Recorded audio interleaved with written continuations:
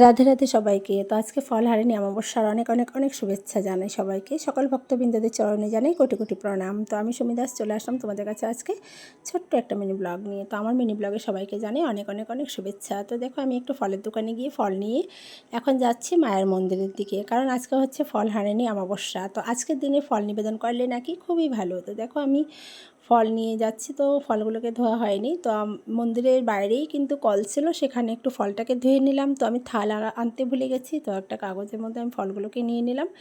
এবার মাকে একটু নিবেদন করার জন্য মন্দিরের ভিতর দিকে যাচ্ছি। তো মন্দিরটা এত সুন্দর, বাইরে থেকে দেখলে আরও বেশি ভালো লাগে। যদি দিনের বেলা আসতাম তাহলে হয়তো তোমাদেরকে আমি পুরো সম্পূর্ণ মন্দিরটাই দেখাতাম। তো আমি কিন্তু এই মন্দিরটা দর্শন করার জন্যই আজকে চলে আসলাম একটু হোজাই। তো হোজাইতে এসে আমার আরও অন্যান্য কাজ ছিল, সব কাজগুলোকে সম্পূর্ণ করে তারপর আমি একটু বোনের বাড়িতে গিয়ে তো বোনের সাথে একটু চলে আসলাম মন্দিরে ফল নিবেদন করার জন্য।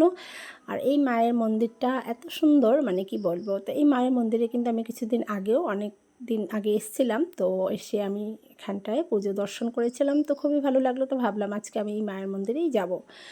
তো পুজো দেওয়ার পর এদিকে আমি ফলটা দিয়ে দিলাম, ওরা সবাইকে মহাপ্রসাদ দেবে তার জন্য। তো মাকে ফল নিবেদন করার পর এবার সবাই মহাপ্রসাদ পাবে। তো মাকে ভালো করে আমি দর্শন করলাম। মায়ের মুখখানা এত সুন্দর ছিল যে কী বলবো, মায়ের মুখখানা দর্শন করে আমার মনটা পুরো ভরে গেল। তো আজকে সকালবেলা ঘুমের থেকে উঠে বাড়ির সমস্ত কাজ ছেড়ে তারপরে গোপুসোনাকে একটু পুজো সেবা করলাম, একটু ফল নিবেদন করলাম। তো আমার বাড়ির কাছে যে মন্দিরটা আছে আমি সেই মন্দিরেও কিন্তু একটু ফল নিবেদন করেছি। তো আজকের দিনে ফলহারিণী মাকে একটু ফল নিবেদন করতে হয়।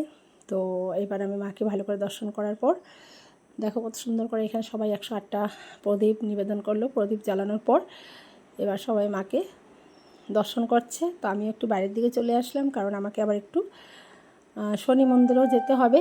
তো আজকে আমি একটু শনি মন্দিরের দিকেও চলে যাচ্ছি। এখন চলো দেখাবো তোমাদেরকে এখানে শনি পূজা কত সুন্দর করে হয়। তো মন্দিরের বাইরের দিকে এসে দেখো পুরো মন্দিরটা তোমাদেরকে দর্শন করাচ্ছি, কত সুন্দর করে লাইট দিয়ে সাজিয়েছে। তারপর চলো শনি মন্দিরের দিকে চলে আসলাম। এবার শনি মন্দিরের দিকে এসে দেখি প্রচণ্ড ভক্তের ভিড়, এত সুন্দর করে সাজিয়েছে বেলুন দিয়ে। তো এখানেও অনেক প্রদীপ জ্বালানো ছিল। বাইরের দিকটা তোমাদেরকে এখন দেখাচ্ছি, চলো ভিতর দিকে যাই। ভেতরে তো ঢোকাই যাচ্ছিল না, কারণ এত ভক্ত ছিল, পুরো ভিড় ছিল। আর দেখো সিন্নি বানাবার জন্য সবাই কাজ করে দিচ্ছে, ফলগুলোকে কেটে দিচ্ছে, রেডি করে দিচ্ছে। তো আমি একটু ঘন্টি বাজালাম শনি মন্দিরে এসে, তারপর একটু প্রণাম করলাম।